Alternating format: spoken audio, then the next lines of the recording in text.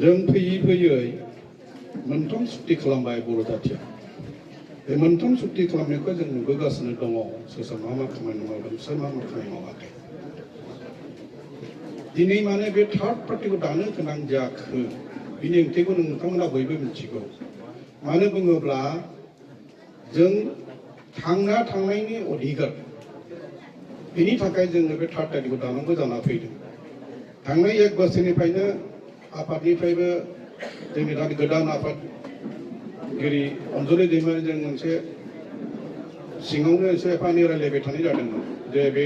मोनसे गोदान पार्टि जानांसिगौ मानो होनबा जोंहा थांना थानायनि अधिकारानो गैला ओंखायनो बे पार्टिखौ दिनै जोङो जोनोम होनाय जादों थांना थानायनि अधिकारा मा होनना बुङो जों नुबाय जे लंकायाव जायनो थाङो बेनो राबन जायो होननाय बायदि बाथ्राया जोंनि बिटिसि माबायाव सोलिगासिनो दं नोंथांमोना मिथिगौ राम रायजो दानो होननानै बिथांमोना जोंबो सिमां नुबाय थायो खिन्थु खेबसेयाव गासिबो फैमाल बेखौ लानानै नोंथांमोना मिथिगोन जे जेब्ला राम रायजो ओंखारदोंमोन रामखौ जेब्ला राजा बानायनो ओंखारदोंमोन रामायणाव खैखिनि माखासे खैसारियाव होमब्ला फंबाय भरतआ माबाखौ मा होनो बेखौ भरतखौ जेब्ला राजा खालामनो ओंखारदोंमोन होमब्ला बिनि फंबाय दुइसिन सुद्रखौनो मोनसे बिद्रह खालामदों बे बिद्रहआ मामोन जे रायजोआव जुदि भोग बिलासा जानाय लोंनायजों जुदि गोदोनानै थायोब्ला बे रायजोआ मानसिनि मोनसे रोग जाना फैयो हिन्दीयाव बेखौनो बुंदों अगर राज्य को अगर बना ले भोग तो बनेगा ये प्रजा का रोग ओंखायनो जोंनि दा बिटिसिआवबो बे भोग बिलासा हिसाबै सोलिनायखौ नोंथांमोना नुदों बहाय रायजोफोरा बहाय बेमार जादों खुनु मानसिया शान्ति गैया दिनै बेखौ मानो बुङो राजनिति अधिकार थांना थानायनि अधिकार जोंनि फिसा फिसा मानसिनि माबायाव जों नुवाखै मानो होनना बुङोब्ला नोंथांमोना मिथिगौ जे दिनै बिटिसि सुक्ति प्लास नैबे दानि बिटिआर सुक्ति जानायनि परे जोंनि बेसेबां जेराव थानाय मानसि बिसोर दासिमबो गवाखै सोरखौबा दासिमबो डेथ सेन्टेन्स होदों दाबो गुवाहाटी बादियाव थांबा नोंथांमोना नुगोन सानै साथाम मानसिया दाबो थैनायनि मोनसे माने फासि जानायनि अर्डार जानानै दङ दिनै बेबादिनो एनडिबि गिबि फाउन्डार रन्जन दैमारिबो दिनै जोबथेसालियाव 20 बोसोरनि जेल जानानै दङ बाहायनो जों मिथियो जे जोंनि गेजेराव माबादि मा खैसारि सानाय बेलाय भारत स्वाधीना जेब्ला जादोंमोन बै समावनो आर्म्स